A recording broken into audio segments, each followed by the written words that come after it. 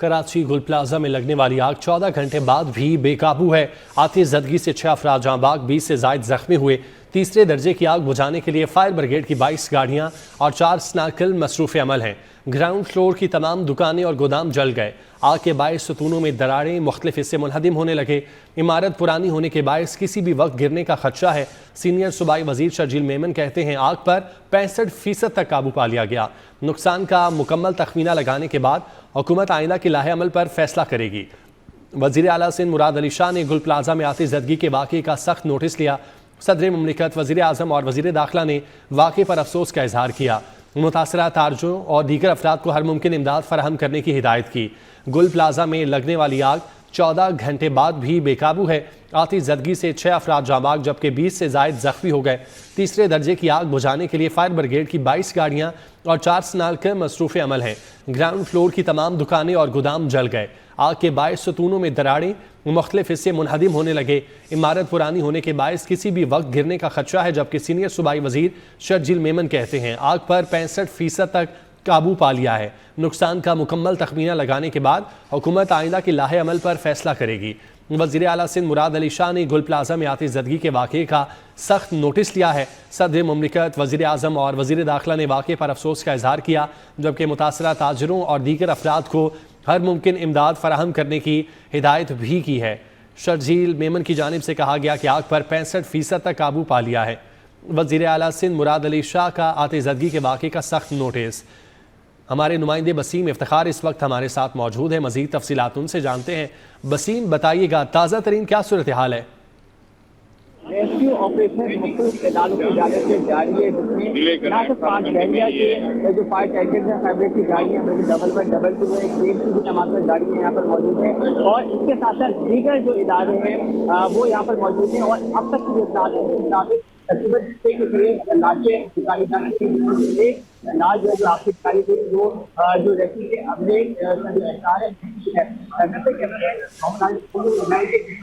ये खौफनाक सूरत हाल है।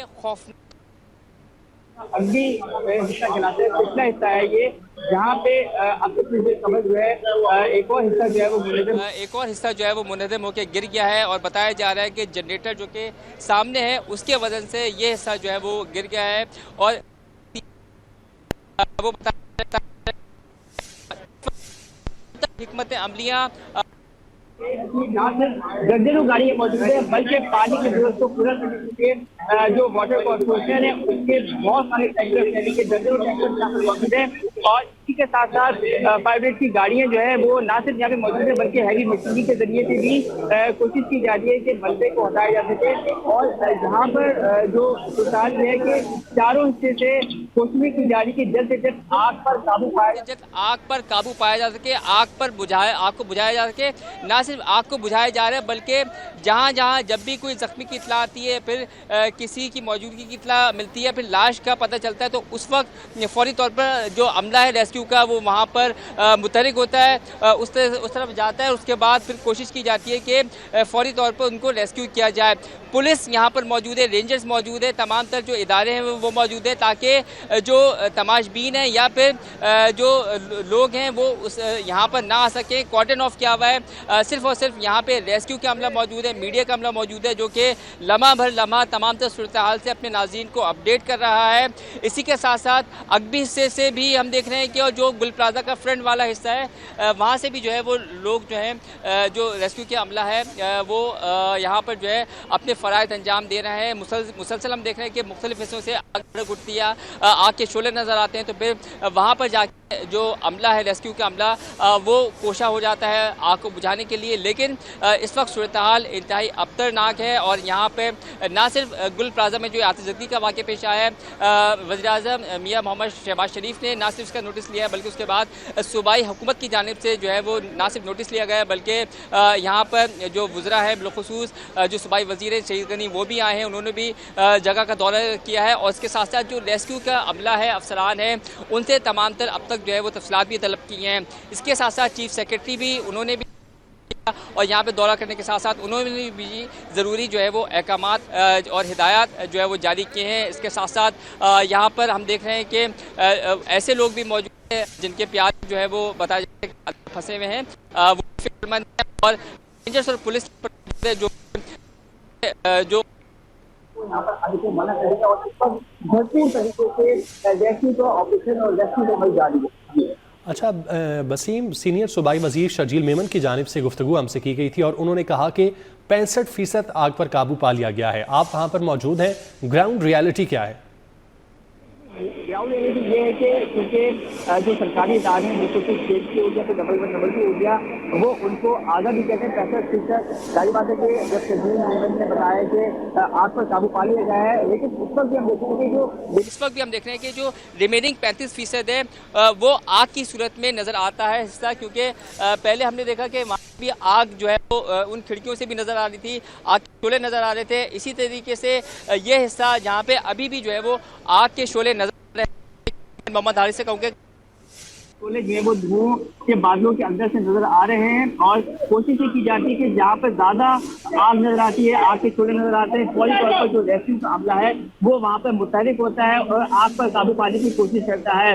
आग लगने की वजह से जो गुल प्लाजा का अगली हिस्सा है उसके मुख्तलिफ हिस्से जो है वो मुनज़्ज़म होकर गिर पड़े हैं और इसके साथ साथ अभी जो है वो आतिश जल्दी के वाक़े पर काबू पाने के लिए बिल्कुल आग मुकम्मल तौर पर बुझाने के लिए जो तमाम से रेस्क्यू इदारे हैं जिसमें 5 बेड़े का फायर टेंडर का अवेशी गाड़ी है, इसी तरीके से डबल की है, दूसरे 5 बेड़े गाड़ी है। पानी की कमी को पूरा करने के लिए हर थोड़ी देर बाद यहाँ पर जो है वो वाटर टैंकर आते हैं और वाटर टैंकर की सभी कतारें यहाँ पर लगी हुई है। इसके साथ साथ मौजूद ये ना सिर्फ में मौजूद है बल्कि इसके साथ साथ जो गुल प्लाजा का मेन रोड वाला हिस्सा है जो कि एमएजीए रोड वाला हिस्सा कहते हैं वहाँ पर भी जो है वाटर टैंकर की जो है वो मौजूद है। उसके साथ साथ कोशिश की जा रही है कि फौरी तौर पर मुकम्मल तौर पर आग को ना सिर्फ बुझाया जाए बल्कि कोशिश की जाएगी कि अगर कोई जिंदगी अंदर जो है वो मौजूद होती है, जिंदा अगर लोग होते हैं तो कोशिश की गई है कि उनको फौरी तौर पर निकाला जाए, लेकिन अब तक जो है वो सिर्फ ऐसे के करीब खाली रखा गया है और इसमें जो है वो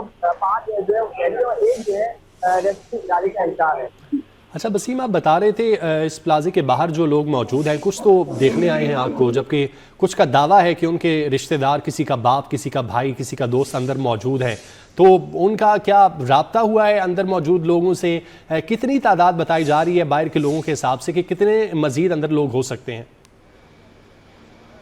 देखिए हमारी जो है वो जो यहाँ पे जो लोग मौजूद हैं उनका ये बताना है कि एक आप आए थे, उनका ये बताना है कि उनके एक भतीजा अंदर है और एक बहन है, भांजा है, एक बहन है और उनका एक और रिश्तेदार अंदर है। लेकिन यहाँ पर चूँकि इस अलमनाक वाक़े की वजह से जो शहरी हैं जिनके जो बता रहे हैं कि उनके प्यारे अंदर मौजूद हैं वो इंतहाई जो है वो गुस्से में है, रैश है, फ़िक्र में है। यही वजह है कि जब मीडिया यहाँ पर पहुँचा है तो मीडिया के हवाले से भी उन्होंने जो है वो शदीद गम व गुस्से का इजहार किया है। इसी के साथ साथ जो मुख्तलिफ लोग हैं वो मुख्तलिफ बता रहे हैं कि उनके फ़लाँ जो है रिश्तेदार या फ़लाँ जो दोस्त अंदर हैं। यही वजह है कि वो यहाँ पर फ़िक्रमंद भी हैं, यहाँ पर मौजूद भी हैं ताकि वो अपने प्यारों को यहाँ से ले जा सके जो कि अंदर फंसे हुए हैं। तमाम इस वक्त सूरत हाल ये है कि जो गुल प्लाजा का अगबी हिस्सा है जहाँ पे मैं मौजूद हूँ, अपने नाज़रीन को रिपोर्ट कर रहा हूँ, इसके साथ साथ जो अगला हिस्सा है वहाँ पर रेंजर्स और पुलिस के लोग मौजूद हैं जो कि गैर मुतल्लिक़ अफराद जो कि तमाशाई हैं, जो कि सिर्फ इस जगह को देखने आना चाहते हैं, उनको मना कर रहे हैं। कॉर्डन ऑफ किया हुआ है और किसी को भी ऐसे आने की इजाज़त नहीं। कोशिश की जा रही है कि कोई भी अंदर ना आए ताकि रेस्क्यू ऑपरेशन में किसी भी किस्म का खलल ना पड़ सके। अच्छा, इससे पहले हमने देखा कि इमारत का एक हिस्सा गिरा था। अब रेस्क्यू की जानिब से क्या बताया जा रहा है? जो हालत इस वक्त इमारत की है, क्या ये पॉसिबिलिटी है कि पूरी इमारत ही गिर जाए? बिल्कुल ये ख़तरा ज़ाहिर किया जा रहा है क्योंकि जिस तरीके से आग लगी हुई है, क्योंकि मैं अपने कैमरामैन मोहम्मद हारिस से कहूँगा वो दिखाएं एक बार फिर कि गुल प्लाजा का अगबी हिस्सा भी जो है वो भी मुकम्मल तौर पे मुनज़्ज़म हो चुका है और इसके साथ साथ जो फ्रंट वाला हिस्सा है वहाँ से भी खौफनाक जो है वो धुआं देखा जा रहा है। इसका मतलब यह है कि आग ने पूरे गुल प्लाजा को अपनी लपेट में लिया हुआ था और इसके साथ साथ आग के नतीजे में गुल प्लाजा को बुरी तरीके से ना सिर्फ नुकसान पहुँचा है बल्कि ये भी ख़तरा ज़ाहिर किया जा रहा है कि मुख्तलिफ जो इसके पिलर्स हैं वो भी जो है वो मखदूश हो चुके हैं। तो इस वक्त सूरत हाल ये है कि मुकम्मल तौर पे यानी कि आग ने जो है वो ना सिर्फ नुकसान पहुंचाया है बल्कि इसके साथ साथ रेस्क्यू का अमला जो है वो कोशिश कर रहा है कि भरपूर तरीके से रेस्क्यू